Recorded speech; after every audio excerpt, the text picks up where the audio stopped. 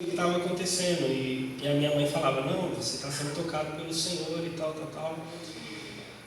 E eu sei que tudo que eu vivo hoje na minha vida é fruto desse toque do Senhor na infância. Glória a Deus. Glória. E o peso do meu coração por você hoje é o medo que eu tenho de você passar uma vida inteira frequentando a igreja e nunca ser tocado pelo Senhor. Meu Deus. A igreja é o lugar na terra onde há uma conexão com os céus. Aleluia, Jesus. E a vontade de Deus, na oração de Jesus, ele ensina, é que seja feito na terra como é no céu. Então o desejo de Deus é que o céu invada a terra. Amém, glória a Deus. E a igreja é esse ponto de conexão. Aleluia. Mas muitas vezes a igreja passa por esfriamento. Jesus. E nós precisamos ser reavivados. Amém, glória a Deus. Então o que eu quero dizer para vocês nessa noite é que nós como igreja, óbvio, isso se aplica primeiro individualmente, na minha vida e na sua vida, mas também isso vai para o coletivo, para nós como igreja. Nós somos o ponto de conexão entre o céu e a terra. E o que muda a nossa vida é estarmos nesse ambiente da presença de Deus. Então, você pode passar uma vida inteira frequentando os cultos todos os domingos e pode parecer que você é um cristão de fato convertido. Pode ser que você já batizou, pode ser que você frequente a igreja há muito tempo e você não teve um encontro com Deus. Isso me preocupa muito, sabe por quê? Porque você está perdendo a sua vida. Você não está ganhando nem o mundo, nem a Cristo. Você está desperdiçando a sua vida e você está enganando a você mesmo. Fato é que você que já teve um encontro com Deus, eu quero dizer para você que você pode ter muito mais. Tudo que Deus fez até hoje é muito pouco. Então, para os irmãos que não sabem, eu quero falar um pouquinho sobre a minha vida em Montemor. Eu fiz o curso lá e durante o meu ano de curso a gente foi muito enfatizado o movimento de oração que Deus está levantando sobre a terra. E os irmãos naquela cidade começaram o desejo de ter uma casa de oração ali na cidade de Montemor, e um dos motivos pelo qual eu fiquei é para colaborar e contribuir nessa sala de oração.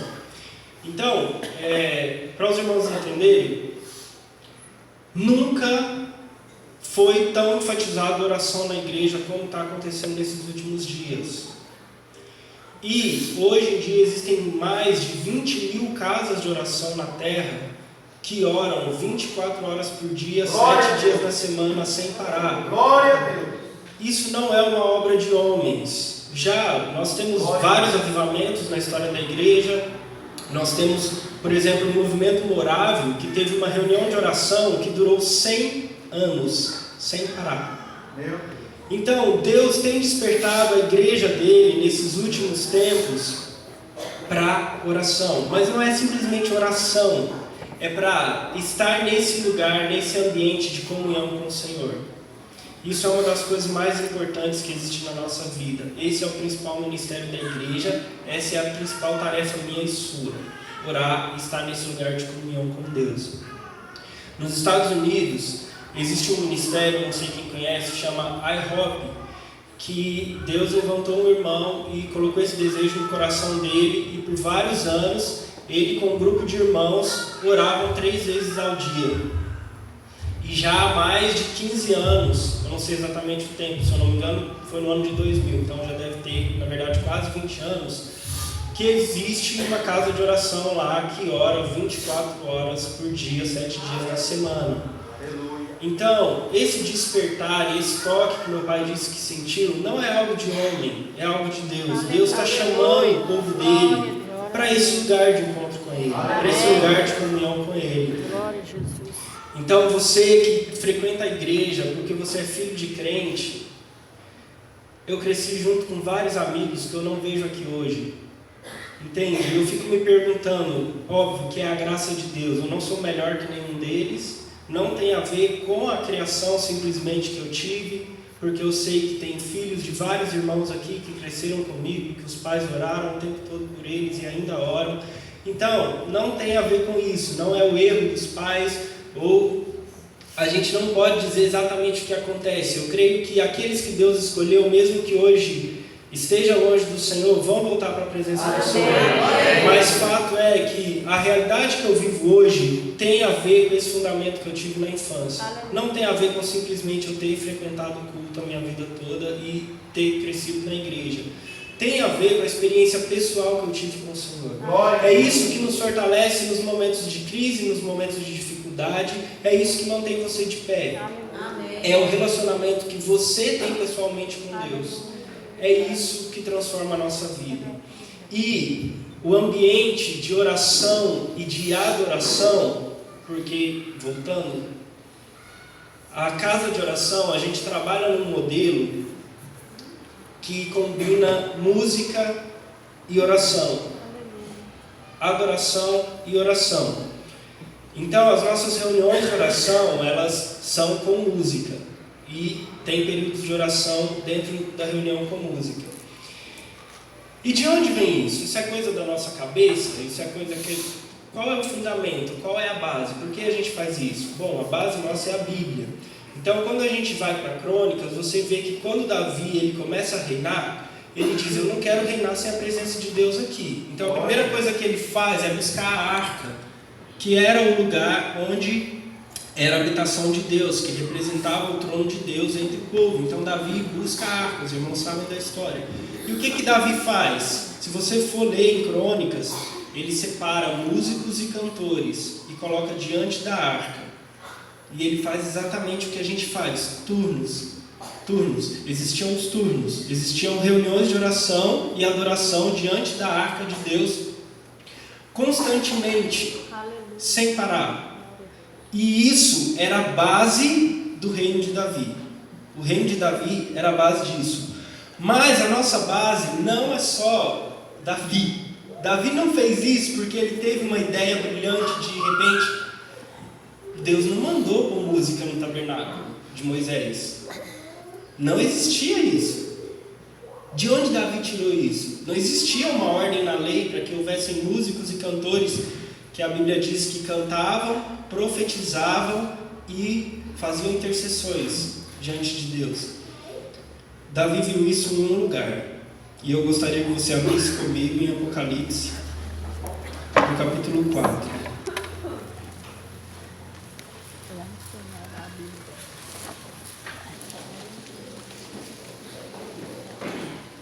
Diz assim: Então, quando olhei, vi uma porta aberta no céu, e a mesma voz que eu tinha ouvido antes falou comigo como um toque de trombeta. A voz disse: Suba para cá, e eu lhe mostrarei o que acontecerá depois dessas coisas. E no mesmo instante fui tomado pelo Espírito e vi um trono no céu, e alguém sentado nele. Aquele que estava sentado no trono brilhava como pedras preciosas, como jaspe e sardônio. Um arco-íris com brilho semelhante ao da esmeralda circundava seu trono. Ao redor do trono havia 24 tronos, nos quais estavam sentados 24 anciãos. Estavam todos vestidos de branco e usando coroas de ouro na cabeça. Do trono saíam relâmpagos, estrondos e trovões, e na frente dele havia 7 tochas, como chamas ardentes, que são os 7 Espíritos de Deus. Diante do trono havia algo como um mar de vidro, cintilante, como cristal. No centro e ao redor do trono havia 4 seres vivos, cada um coberto de olhos na frente e atrás. O primeiro deles era semelhante a um leão, o segundo semelhante a um boi, o terceiro tinha rosto de homem, o quarto era como uma águia em voo. Cada um dos seres vivos tinham 6 asas, inteiramente cobertas de olhos, por dentro e por fora, dia e noite.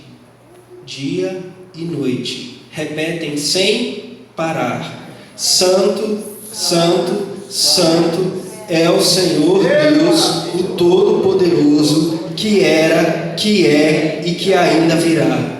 Cada vez que os seres vivos dão glória, honra, graças ao que está sentado no trono, aquele que vive para todo sempre, os 24 anciãos se prostram e adoram o que está sentado no trono, aquele que vive para todo sempre. Colocam suas coroas diante do trono e dizem: Tu és digno, ó Senhor e nosso Deus, de receber glória, honra e poder, pois criaste todas as coisas e elas existem, porque as criaste segundo a tua vontade.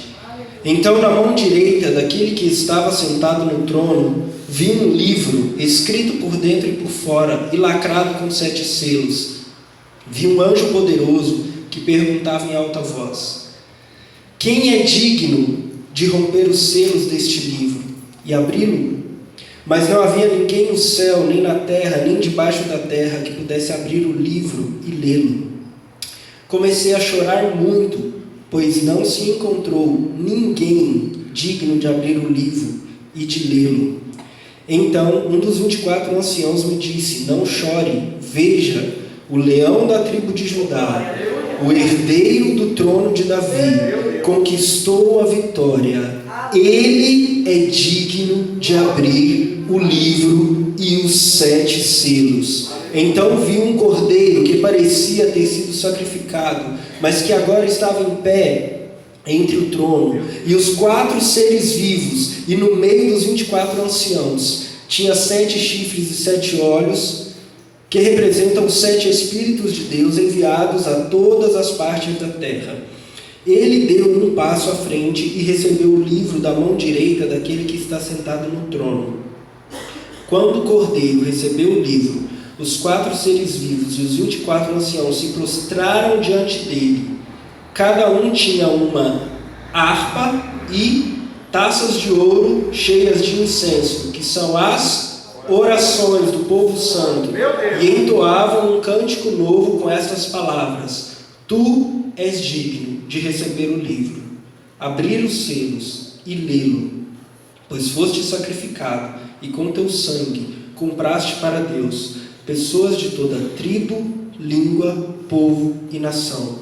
Tu fizeste delas um reino de sacerdotes para nosso Deus, e elas reinarão sobre a terra. Então olhei novamente e ouvi as vozes de milhares e milhões de anjos ao redor do trono, e também dos seres vivos e dos anciãos. Cantavam com forte voz: Digno é o cordeiro que foi sacrificado de receber poder, riqueza, sabedoria, força, honra, glória e louvor. Depois ouvi todas as criaturas no céu e na terra, e debaixo da terra e no mar, cantarem: louvor, honra, glória, poder pertencem àquele que está sentado no trono e ao Cordeiro para todo sempre. E os 4 seres vivos diziam: Amém. E os 24 anciãos se prostraram e adoraram. Amém? Então você viu que o que nós fazemos não é fruto da nossa cabeça, não é fruto da nossa imaginação. O Senhor quer que na terra seja feito como é no céu. E qual é a principal coisa que acontece no céu? A adoração àquele que está sentado no trono. Esse é o sentido da nossa vida. Esse é o propósito da nossa vida. É para isso que nós vivemos. Para adorar ao Senhor. E nós sabemos que a adoração não é simplesmente música. Amém? Mas aqui tem música. Então nós usamos música para adorar o Senhor. Eles cantavam um novo cântico, eles tinham harpas em suas mãos. Amém. A Bíblia diz que Deus procura verdadeiros adoradores, que adoram o Pai em espírito e em verdade.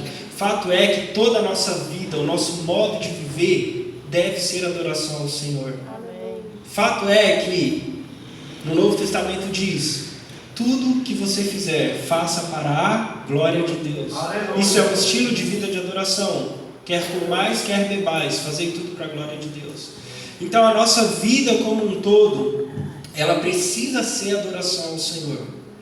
Mas nós precisamos estar em contato com esse ambiente de adoração.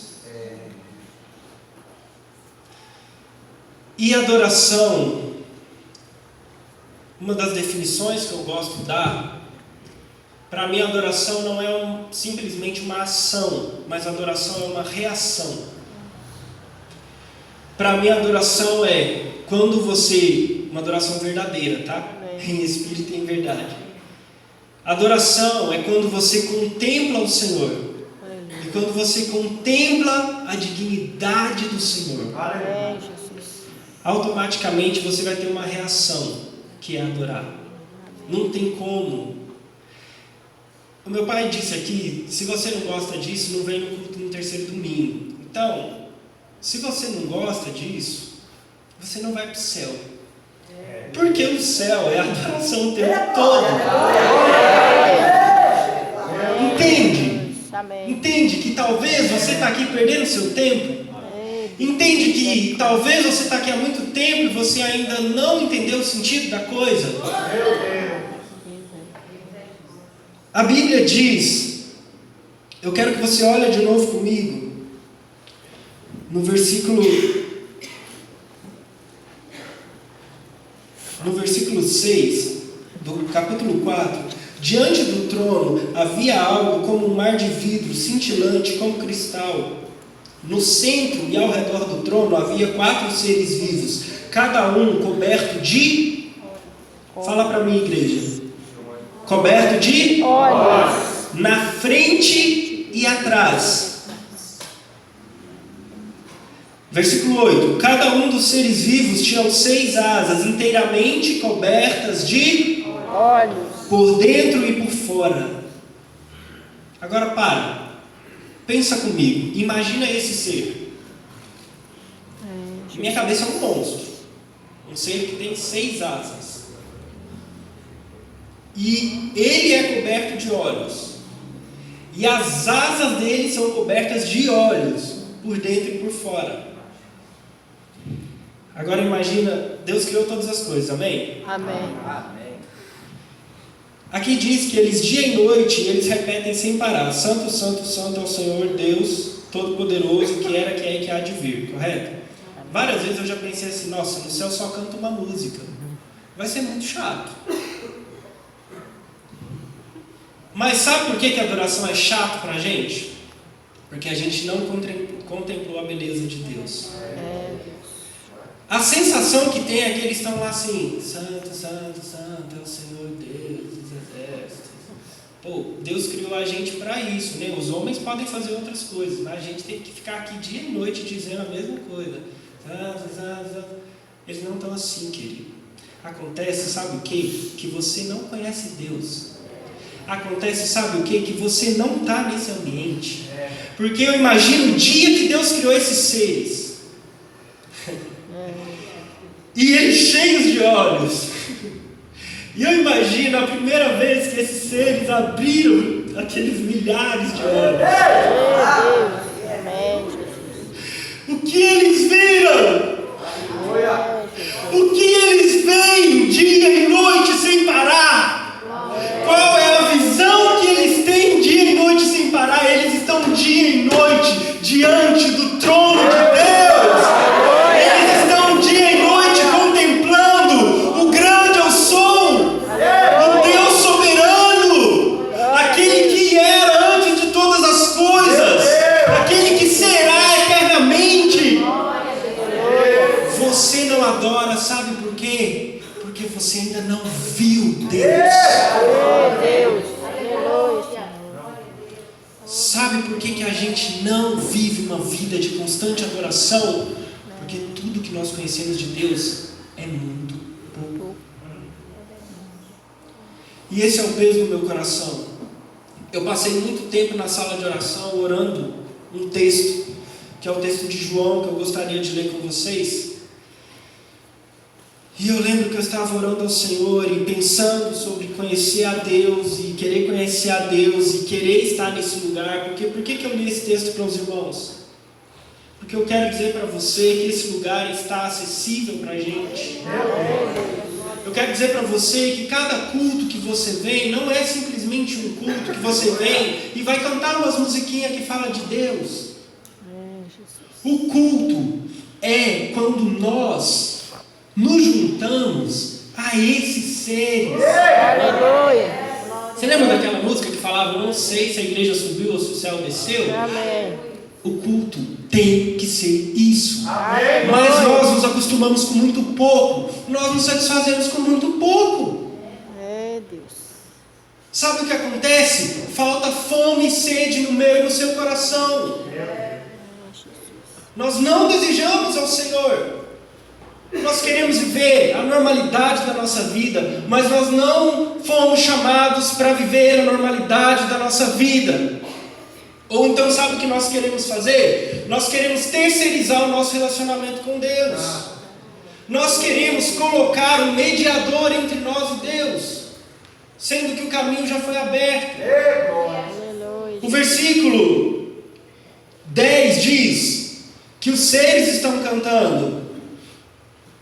A partir do 9, entoavam um cântico novo com essas palavras: Tu és digno de receber o livro, de abrir os selos, pois foste sacrificado com teu sangue, e compraste para Deus pessoas de toda tribo, língua, povo, nação. Você foi comprado para Deus. E foi comprado para quê? O texto diz: Tu o fizestes um reino de quê? Sacerdotes. Gente, vocês estão muito... É o frio? Sacerdotes. Um reino de? Sacerdote. Então o que você é? Sacerdote. E o que o sacerdote faz? Adora. Ministra a Deus. Amém. Jesus. Você foi comprado para isso. Então você precisa entender que... então quer dizer que agora nós não vamos mais trabalhar, nós não vamos mais estudar, nós vamos ficar o tempo todo na igreja cantando. Não é isso. A sua vida precisa ser uma adoração ao Senhor. O seu trabalho, o seu estudo precisa ser uma adoração ao Senhor. Mas você precisa estar nesse ambiente. Amém. Os irmãos estavam reunidos em um mesmo lugar em Atos. E o de repente de Deus veio sobre eles. Nós precisamos de um de repente de Deus. Aleluia. Eu e Glória a você Deus. precisamos reconhecer que nós precisamos de Deus. Amém. Que nós precisamos ser invadidos pela glória de Deus. Aleluia. Amém. Não faz sentido a gente brincar de ser cristão e ter essa vida rotineira que não muda nada na nossa vida se nós não encontramos ao Senhor. Você precisa chegar aqui na igreja com uma expectativa de dar algo ao Senhor. Você precisa chegar com uma expectativa de ver Deus e de responder a Ele. Glória a Deus. Essa precisa ser a nossa visão. Então, num dos turnos, eu passei um bom tempo orando o versículo de João, que eu quero ler com os irmãos, e eu me deparei com uma fome que, óbvio, não é gerada por nós mesmos, é o Espírito Santo de Deus que gera em nosso coração. Amém. E eu me deparei com uma fome e sede de Deus. Sabe, irmãos, eu dediquei 5 anos da minha vida para estudar, para conhecer o Senhor, dedicado a estudar as Escrituras. E no final dos 5 anos, Deus falou comigo. Uma comparação com os discípulos. Os discípulos passaram 3 anos e meio com Jesus. Foi o melhor seminário que eles tiveram. E Jesus disse: antes que vocês sejam testemunhas, ficai em Jerusalém para ser revestido de poder. E eu senti que eu passei muito tempo estudando, e de fato o estudo é maravilhoso. Mas Jesus disse para os fariseus uma vez: vocês estudam as Escrituras porque cuidais ter nelas a vida eterna. Mas as Escrituras testificam de mim, e vocês não vêm até mim para ter vida eterna. Às vezes você se relaciona com a palavra de Deus, às vezes você é alguém que medita na palavra de Deus, que estuda a palavra de Deus, mas o fim da Escritura é Cristo. Ele é o próprio Verbo encarnado. Amém. Você não se relaciona com letras, você se relaciona com uma pessoa. Então as Escrituras, elas são como algo que nos leva a Deus. Eu preciso chegar em Cristo. Sabe? Deus disse que o maior mandamento é amar a Ele sobre todas as coisas. E nós devemos amar Ele com o nosso entendimento, com a nossa alma, com o nosso coração, com a nossa força. Às vezes nós conhecemos muito a Deus mentalmente, mas nós não temos experiência com Ele. Nós não nos encontramos com Ele. Existe o outro lado da linha. Aquelas pessoas que são cheias de experiências com Deus, entre aspas, que são tocadas pelo Senhor, mas não tem fundamento, não tem base. As Escrituras são a nossa base, mas nós precisamos nos relacionar. É algo de mente e coração. Nós precisamos conhecer, nós precisamos experimentar. Então eu fui tomado por uma fome, uma sede de Deus. E eu lembro que eu comecei a orar, e essa é a minha oração. Não basta aquilo que eu já li a teu respeito. Não basta aquilo que eu aprendi na escola bíblica. Não basta as historinhas que me contaram. Eu quero conhecer Jesus. Aleluia! Eu sou muito grato a Deus por tudo que Ele já me mostrou até aqui, mas eu sei que isso é nada diante da glória de Deus. Aleluia! O que eu quero é estar nesse lugar.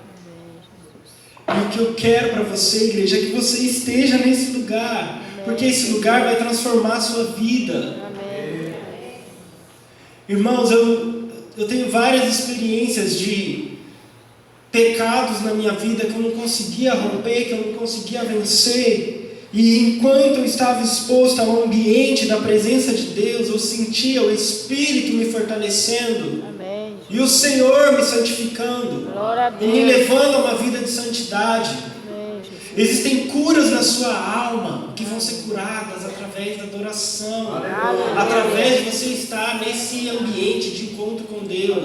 E eu não sei se você está conseguindo entender, mas não é que eu quero falar isso aqui para você chegar semana que vem e falar assim: ah tá, eu entendi tudo, eu tenho que adorar. Não, se você acha que você tem que adorar, você ainda não entendeu. Você não viu Deus. O que eu quero é que você veja o Senhor. Amém. E existem exemplos na Bíblia que mexem com o meu coração. Um deles é o exemplo de Davi. Em Êxodo 33. Davi não, desculpa, irmãos. Moisés. Em Êxodo 33, 18, se eu não me engano, Moisés fala para o Senhor: eu quero ver a sua glória. Só que, para pensar um pouquinho, quem era Moisés? Moisés viu a sarça ardente, e era o próprio Jesus que estava ali naquela sarça. Então, Moisés se encontrou com o próprio Jesus. Você já viu alguma sarça ardente? Você já viu Jesus por aí, numa árvore? A Bíblia diz que Moisés, Deus falava com ele, ele saía do arraial, ele tinha uma tenda, que era chamada a tenda do encontro. Ele saía do arraial e ele entrava nessa tenda. Quando ele entrava nessa tenda, uma nuvem descia sobre a tenda. E Deus vinha e falava com ele face a face. Como alguém que fala com seu amigo. Deus já falou com você face a face? A Bíblia diz que Moisés, quando eles chegaram no Monte Sinai, ele subiu o monte fumegava, as pessoas não podiam nem tocar o monte, nem o animal podia tocar o monte, que morria. Sabe por que morria? Porque Deus tinha descido sobre o monte. Deus desceu em uma nuvem sobre o monte. Mas a Bíblia diz que Moisés subiu, as pessoas não podiam tocar, nem os animais. Moisés subiu. E Moisés ficou ali com o Senhor 40 dias e 40 noites. Você já teve essa experiência com Deus? Irmãos, Moisés experimentou muito de Deus. E depois de tudo isso, ele me vira e pede a Deus: eu quero ver sua glória. Como assim, Moisés? Como assim? Moisés era alguém que exatamente porque tinha experimentado de Deus e conhecia a grandeza de Deus, ele sabia que tinha muito mais para ver, e o coração dele era um coração insaciável por mais de Deus. Amém. Glória a Deus. Irmãos, o problema é que a gente se satisfaz com pouco, sabe? O problema não é que eu e você desejamos muito, é que nós desejamos pouco. Nós precisamos ter um coração como o de Moisés. Amém. Depois de passar 40 dias e 40 noites com o Senhor, depois de ser alguém que via o Senhor e que Deus falava face a face, de ter vindo a sarça, eu comecei a orar isso. Deus, eu quero mais do que o que eu ouvi na sarça, eu quero mais do que o que eu recebi até aqui, eu quero mais do que as pregações que eu já ouvi, eu quero mais do que as canções que eu já cantei. Eu sei que há mais do Senhor e eu quero conhecer o Senhor. Eu quero ir além da letra, eu quero ir além da letra, eu quero me encontrar com a pessoa de Cristo. Sabe o que Deus está fazendo nesse tempo? Deus está gerando esse anseio no coração da sua igreja. Deus está gerando esse anseio no coração do seu povo. E o Espírito de Deus está nessa hora acendendo a chama do seu coração e colocando fome e sede por Deus no seu interior, que você não vai se satisfazer mais, mesmo que você seja muito grato por tudo que você já recebeu de Deus aqui. Existe mais do Senhor na sua vida. Mesmo que você tenha vivido 40 anos já de evangelho, você não viu nada ainda. Eu cresci nesse ambiente de igreja, mas eu não quero esse ambiente de igreja, eu quero o ambiente do céu. Existe mais do que eu experimentei. Amém. Aleluia, Jesus. Você foi comprado para ser um sacerdote diante de Deus. Amém. Glória a Deus. Esses seres, eles abrem os olhos e eles veem Jesus. Aliás, capítulo 4 é o Pai, capítulo 5 que é Jesus. Eles veem a glória de Deus, aquele que está sentado no trono, e eles só podem fazer uma coisa: Santo, Santo, Santo é o Senhor Todo-Poderoso. E daí eles piscam e abrem o olho de novo, aquele monte de olhos, asas com olhos por dentro e por fora. E quando eles abrem o olho de novo, o que eles veem? A glória de Deus. E eles dizem: Santo, Santo, Santo é o Senhor. E de novo, e de novo, de novo.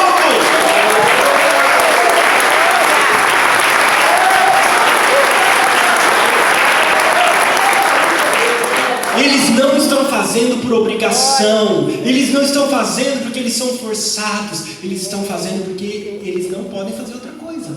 Não há mais o que fazer diante de ver a glória de Deus. Glória a Deus.